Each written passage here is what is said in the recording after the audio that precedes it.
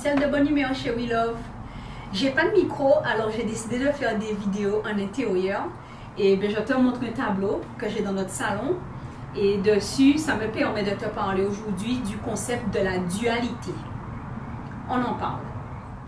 Le principe de la dualité, je vais l'expliquer avec mes mots, je vais l'expliquer à ma façon. Le principe de la dualité, c'est une chose et son contraire. Je donne plusieurs exemples.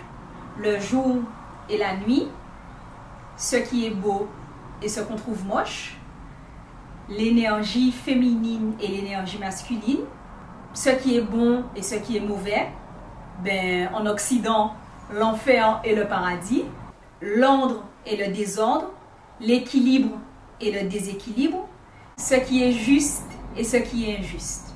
Alors dans la nature, dans la création, tout ce qui nous entoure contient le principe de la dualité.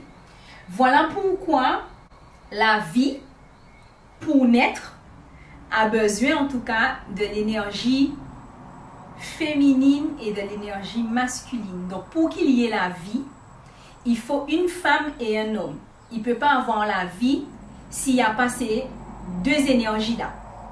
Ça fait partie du principe de la dualité. Donc pour que les choses se passent bien autour de nous, on a besoin de l'équilibre, c'est vrai, mais on a besoin du déséquilibre qui nous permet de reconnaître l'équilibre. Et c'est grâce à ce qui est médiocre qu'on arrive à voir ce qui est excellent. Donc voilà, c'est un principe qui fait partie de notre réalité, de notre environnement, un principe indémodable, donc ça va toujours être d'actualité, et qu'on le veuille ou non, chaque chose a son contraire. Donc on doit apprendre à vivre, on doit apprendre à apprécier les choses avec leur contraire. C'est comme ça et on ne peut rien changer. Aujourd'hui, je te permets d'apprécier un des tableaux qu'il y a dans notre salon. Donc tu vois dessus un petit peu l'environnement qu'il y avait à Kemet. Donc je suppose qu'ils sont sur le Nil. Sur le tableau, on voit les poissons, on voit l'eau du Nil, qu'on appelle aussi Iteru, le nom du fleuve.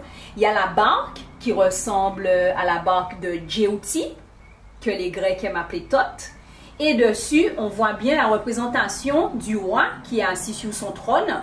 Donc le roi Ramessou, qu'ils appellent Ramsès II, avec son épouse, enfin une de ses épouses, parce qu'il en avait plusieurs.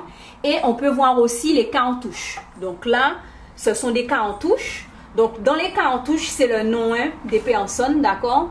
Et ensuite là, ce sont des informations qu'on voit, qu'on pourra lire, qu'on pourra apprendre. Donc c'est en Medunetcher, ce qu'ils appellent des hiéroglyphes.